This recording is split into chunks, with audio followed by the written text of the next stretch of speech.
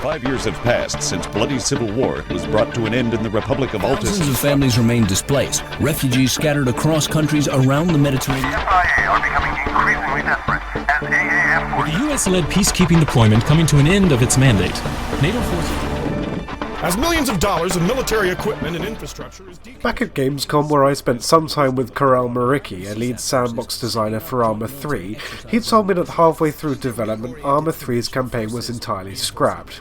This was a shame because I'd heard interesting things about the RPG elements that reminded me of the Manhattan mission on Arma 2's original campaign. According to Maricki, however, Manhattan was being hailed as an example of how not to create an Arma mission. No, this time the team were firmly within the confinements of Operation Flashpoint. This made sense to me, since the original Arma deviated from Flashpoint quite substantially. And whilst 2's sandbox certainly recouped that classic Flashpoint feel, the campaign was still iffy for some, although I've gotten around 100 hours out of the various campaigns and enjoyed them all. They were buggy, messy, broken with poor scripting, bad voice acting and convoluted objectives, but for me and my guys that was a small price to pay for the payoff. Complex military scenarios seething with authenticity. This time the authenticity remains, but the ambition is far, far dimmer. That certainly means things works better, but as for Episode 1, Survive, it means a bit of a drawn-out experience, but one that isn't without its highlights. Arma missions have always felt like they've been built in the mission editor, and because Bohemia are being a little less ambitious this time, one has to wonder who will come out on top, the guys on the Steam Workshop or the official developers. Copy that. Have you got eyes on the target? Over. Negative. Falcon, we've got a visual here. HVT in a courtyard in the center of town. Over. Understood. The ball's in your court now, Swordfish. Good luck. Out. Alright, move in. Sweep the village. I'll hold position here on Overwatch.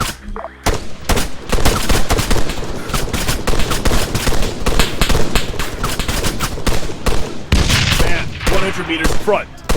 Rifleman. The problem here is the episodic nature of the campaign's release. To avoid disappointing fans with very short missions and long gaps in between, there's a lot more filler than you would expect from an Arma campaign, with a whole lot running around in the woods and a whole lot of mana rather uneventful skirmishes, but we'll get to the dynamic in more detail later. To set aside your woes for a moment, however, this is a good campaign, and I say that not because Survive was a particularly mind-blowing experience, but because I'm under the impression that this was just a prologue, and Bohemia are getting Stratis out of the way. We've been playing it since alpha through beta and now into its release. Frankly, we're bored of Stratis, and it's likely the devs are too. It still has to have some relevance to the story though, which is why Survive on Stratis is perhaps a necessary prologue before the real fun happens, and that, in my view, makes perfect sense. All call signs, this is Charlie. We're facing a huge counterattack here. We're being engaged by multiple unknown contacts. Numerous aircraft and infantry firing in our position. Charlie is under heavy assault. I say again. Jesus Christ. The first part of the campaign, Episode 1, is comprised of 14 scenarios broken up by visits to your force's small foothold in Stratis. The dynamic of mission, camp, mission, camp, mission is a strange one, especially considering you're directed to a bunch of guys for innate chit-chat before every time being directed to your CO for the next mission. It's all strangely formulaic for an island under siege. That said, things get a little more action-oriented later.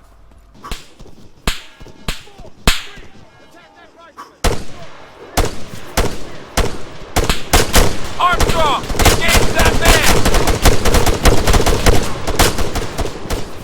I got him!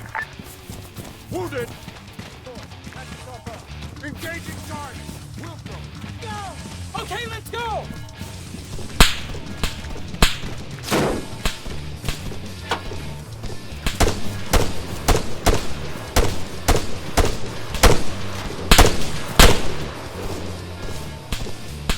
Danger!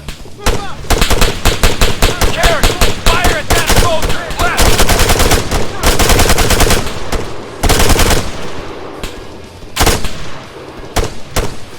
Larkin, attack that rifleman! The most important thing to point out at this stage is that Episode 1 at least doesn't feature any squad command whatsoever, nor a wide variety of weapons or even vehicles, although you will get your hands on one of the new UAVs, which works superbly. Survive is a great way to get into the game, if you're new to Arma that is.